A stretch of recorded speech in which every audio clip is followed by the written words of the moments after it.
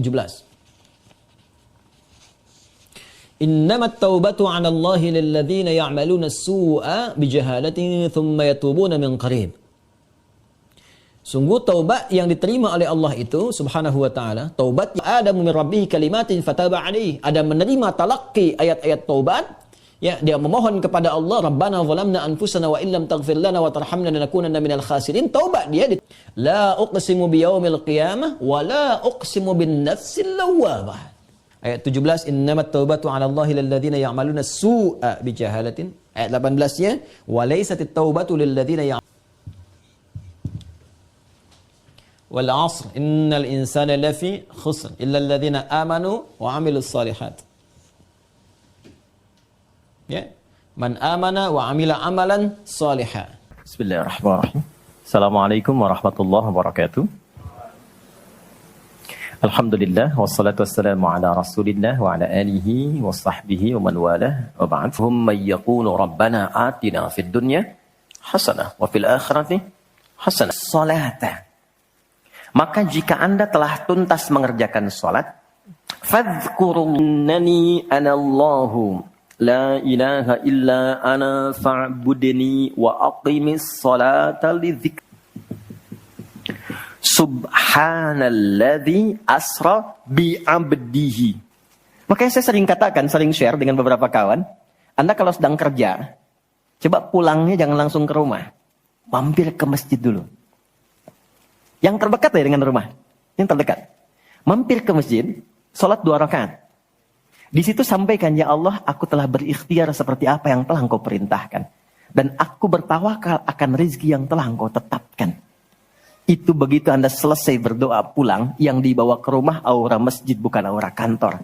Dan istri anak-anak di rumah mendapatkan ketenangan yang sempurna. Jadi nerima antum itu nerima dalam keadaan yang penuh dengan ketenangan. Jadi ketika menyambut anak, ayah, papa, papi, buya, antumnya tuh udah enak nerimanya. Coba kalau nggak percaya, rasakan itu. Ke masjid itu beda. Dibanding rumah sendiri, rumah Allah lebih tenang kan? Itu baru tempatnya. Dan puncaknya Ka'bah. Yang menjadi kiblat. Itu ada di Quran, surah kedua, ayat 125. Wa idh ja'alnal baita mathabatan linnasi wa amna. Dan pelajari, pahami, renungi. Ketika aku tetapkan dengan keagunganku, Ka'bah pusat ibadah yang menenangkan. Sebanyak apapun Anda punya kesulitan, depan Ka'bah itu ngalir air mata, tenang aja. Gitu. Pancarannya masjid. Ya. Masya Allah ya. Nah, amalannya sholat. Jadi ambil suasana itu, bawa ke dalam diri kita untuk menghasilkan apa yang kita harapkan. Yang kedua, di intinya kalau sedang tidak tenang, gelisah, ada persoalan, atau bahkan ya, untuk menentukan satu urusan. Kalau Anda bingung, merasa ada saingan yang tidak sehat, merasa ada orang-orang yang mungkin mengganggu, lakukan sholat sebelum berangkat. Tahu Imam Al-Bukhari ya? Beliau menulis Sahih Al-Bukhari kan? Itu sebelum menulis setiap satu hadis, sholat 2 rakaat. Kalau tenang, baru dituliskan. Tidak tenang, beliau sholat kembali. Ditulis di Masjidil Haram, diselesaikan di Masjid Nabawi. Itulah sholat. Makanya semua nabi yang pernah bertugas di bumi, itu sholat. Dan kita yang paling sempurna caranya. Nabi Isa, Yesus, sholat. Quran surah 19 ayat 31 sampai 33-nya. Wa ausani bis shalah. Allah mewasiatkan padaku untuk salat. Nabi Zakaria salat. Quran surah ketiga ayat 39. Fanadatul malaikatu wa huwa qa'imun yusalli fil mihrab. Salat. Nabi Ismail, kakek Nabi ke-29, bahkan meminta keluarganya disiplin salat. Quran surah 19 Maryam ayat 55. Wa kana ya'muru ahlahu bis shalah. Jadi kalau kita urutkan dari awal sampai ke Nabi Muhammad SAW, atau kita tarik mundur dari Nabi Muhammad ke Nabi Adam AS, tidak ada satupun Nabi yang bertugas di bumi kecuali mereka sholat. Muhammad SAW bin Abdullah, bin Abdul Muttalib, bin Hashim, bin Abdul Manaf, bin Qusay, bin Murrah, bin Kilab, bin Ka'ab, bin Ghalib, bin Fihir, bin Malik, bin Nadar, bin Kinana, bin Khuzaimah, bin Mudrika, bin Ilyas, bin Nizar, bin Mudar, bin Ma'ad, bin Adnan, bin Adi, bin Adri, bin Muqawwam, bin Nahur, bin Ya'rub, bin Yasjub, bin Ismail AS. Bin Nabit bin Ismail AS, bin Ibrahim AS, bin Adhar atau bin Nahur, bin Abir, bin Kinan, bin Arfakhshad, bin Sam, bin Nuh AS, bin Mihlail, bin Matushala, bin Kinan, bin Anwas, bin Tith, bin Adam AS. Semua tersambung. Saya ulangi. Semua salat. Oke? 3. Quran surah 29. Ayat 45. Salat bila dikerjakan dengan benar akan merubah pelakunya menjadi lebih baik. Secara singkatnya, salat mendidik kita menjadi pribadi yang baik. Nah, sumber keburukan itu yang menjadi lawan dari baik itu ada 2. Jadi kalau ada orang yang tidak baik, anak yang kurang baik, ayah yang kurang baik, ibu yang kurang baik, itu artinya ada satu dari 2 ini yang melekat pada dirinya. Satu, disebut dengan fahsya. Keburukan yang bersumber dari syahwat. Maaf, kata-kata kotor, jorok, zina, LGBT, pornografi, porno aksi, dan semisalnya. Itu fahsya. Jadi nggak mungkin orang sholat, kata-katanya jorok. Perilakunya menyimpang. Nggak mungkin. Karena sholat mencegah itu. Atau mungkar, maaf, keburukan yang bersumber dari nafsu perut dan akal. Mencuri, korupsi, mencela, berdusta, membunuh, merampok, menyakiti, dan semisalnya. Itu mungkar. Makanya ketika seseorang berbuat itu, hatinya mengingkari. Itu disebut mungkar. Hatinya mengingkari. Maka orang sholat, pasti bila sholatnya benar, karena dia tersambung dengan Allah, fahsya dan mungkarnya tertekan. Yang muncul jiwa baiknya, jiwa takwanya. Ketika yang muncul kebaikannya, yang buruknya ditekan, maka yang keluar dari semua bagian tubuhnya, semuanya perilaku baik. Itulah sebabnya ketika Allah berfirman tentang hal ini, disampaikan di Quran surah 29 ayat 45. Inna sholata tanha anil fahsya wal munkar. Mengujinya gampang. Kita uji dengan sejarah pendekatannya. Semua masyarakat di era Nabi, itu kan sebelum masuk Islam, perilakunya itu sangat menyimpang. Tidak kenal kebaikan. Tak kenal kebaikan itu jahlun namanya. Orangnya jahil. Kalau disatukan jadi jahiliyah. Gak kenal kebaikan. Ya, maaf, yang mencuri banyak. Zina, khatam. Ya, perilaku menyimpang banyak. Disebutnya jahiliyah. Tapi ketika datang risalah Islam, yang diajarkan pertama sholat. Sholat merubah mereka dari jahiliyah menjadi khairu ummah. Kalau ada yang paling jujur, itu. Yang paling dermawan, itu. Yang paling baik, itu. Paling disiplin, itu. Kok bisa sholat ditunaikan bisa merubah seseorang jadi lebih baik? Ada sesuatu dalam sholatnya. Itu yang nanti kita akan pelajari. Itulah sebabnya kenapa anak-anak dari kecil usia 7 tahun khususnya yang diajarkan sholat. Masih ingat hadisnya? Ya, saat anak berusia 7 tahun ajarkan sholat. 10 tahun dia masih malas, beri pelajaran yang membuat dia mengerti. Bukan berarti harus memukul ya. Kalau di Arab adatnya begitu, itu biasa. Doroba itu memberi pelajaran maksudnya. Kurangi uang jajannya, berikan pelajaran yang baik kepada dia supaya mengerti kenapa mesti sholat. Kenapa dari usia 7 tahun? Supaya anak itu tumbuh jadi baik. Itu maksudnya. Cuma anak sekarang advance. Gen Z yang sekarang itu sebelum sholatnya sempurna, TK sudah manasik ya. Nggak apa-apa sih, cuma ini maksimal kalau yang kedua ya.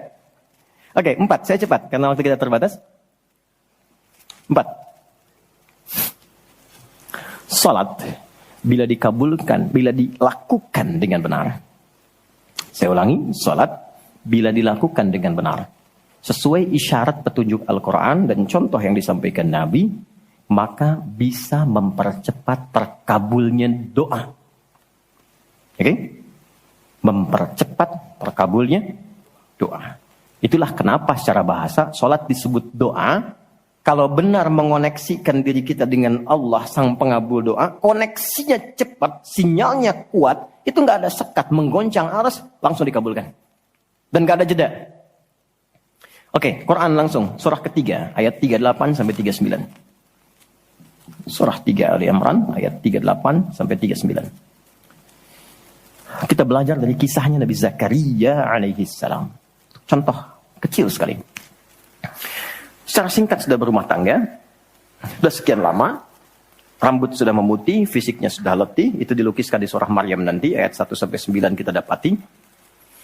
Istri divonis secara medis, nggak mungkin punya keturunan. Secara medis loh. Sudah menopause dan maaf, mandul. Secara medis nggak mungkin, secara klinis nggak mungkin. Tapi ini yang paling hebat. Jika manusia, catat ini baik-baik ya. Jika manusia sudah menyimpulkan nggak bisa, itu tanda langsung dari Allah supaya menengadahkan permohonan langsung kepada Allah tanpa campur tangan makhluk. Karena Allah ingin mengabulkan apa yang Anda minta secara langsung, bukan lewat campur tangan makhluk. Baca itu. Dan pahami untuk tidak putus ikhtiar.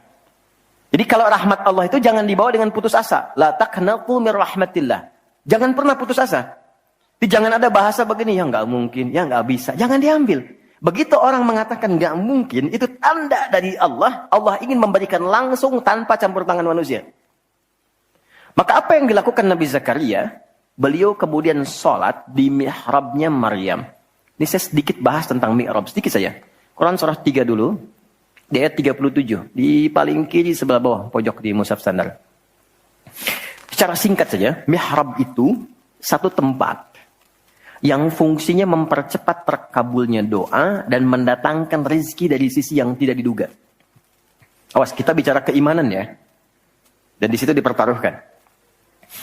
Mihrab ini tidak harus lebar dan luas. Sehamparan sejadah nggak ada masalah. Yang penting kita gunakan untuk ibadah saja. Di luar ibadah keluar. Itulah kenapa tempat imam disebut mihrab. Kenapa? Karena imam mewakili makmum untuk memohon kepada Allah dalam sholat berdoa.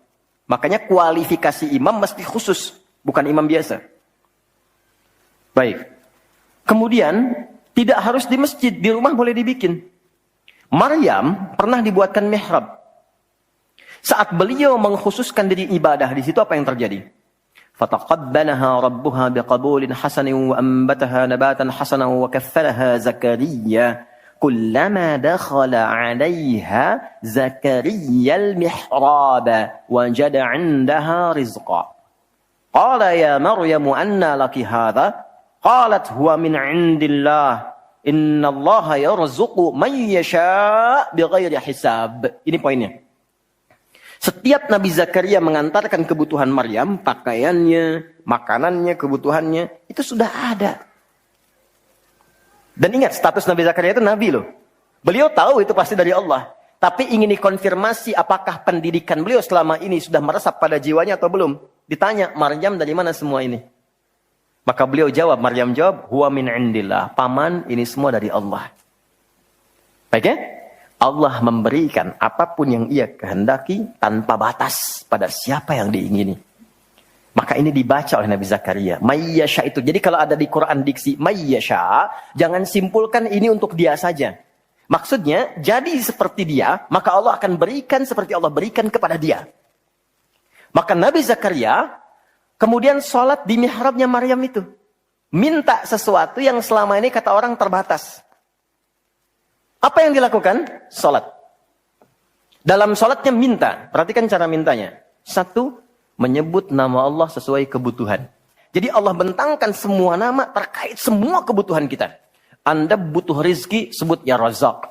Anda butuh ilmu, sebut ya Alim. Ya kan? Anda butuh ketahanan mental diri, sebut ya Sabr. Itu 99 tersebar. Itu rumusnya di Quran surah ke-17 ayat 110. Quran surah 17 Al-Isra ayat 110. Qul id'ullaha awid'ur rahman ayyamma tad'u falahul asma'ul husna. Kalau Anda punya persoalan, segera curhatkan kepada Allah, minta, berdoa. Sebut ya Allah yang standar atau ya Rahman naik sedikit atau pilih nama yang sesuai kebutuhan kita. Jadi nggak harus semua disebut, takutnya nggak butuh dikasih. Ya Allah ya Sabar, nggak pengen punya masalah, turun masalah kan? Nah, Nabi Zakaria divonis ada keterbatasan, nggak mungkin diberi. Maka beliau meminta dengan nama Allah yang memberi tanpa batas. Dalam bahasa Arab disebut dengan Wahhab, pemberi tanpa batas. Kalau dialihkan jadi bentuk permintaan, fi'lil amri lit talab. Bukan perintah di sini tapi untuk meminta. Maka rubah kalimatnya jadi hab. Kalau untuk pribadi, habli. Untuk komunal banyakan hablana. Karena ini kasusnya pribadi, maka di ayat 38 beliau meminta, hunalika di mihrabnya Maryam, da'a Zakaria rabbah. Berdoalah Nabi Zakaria kepada Allah Rabbnya. Perhatikan, qala rabbi habli min ladunka dzurriyyatan thayyibah innaka sami'ud du'a. Ini fikih doa yang penting dipelajari. Ya Allah, ini kalau terjemah bebasnya begini. Mereka mengatakan, aku nggak mungkin punya keturunan. Maka aku memohon darimu saja yang tidak punya batas dalam pemberian. Mereka katakan aku nggak mungkin. Aku memohon kepadamu yang tidak punya batas dalam pemberian. Innaka sami'ud du'a, sungguh engkau pasti mendengar doaku. Kalau kepada yang maha mendengar tidak terkabul juga, kepada siapa lagi aku mesti memohon?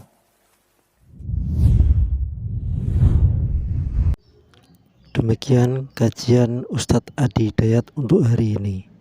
Semoga kita bisa mengambil pelajaran dari beliau. Dan terima kasih telah mengunjungi channel Sobat Dunia Akhirat. Semoga bermanfaat. Wassalamualaikum warahmatullahi wabarakatuh.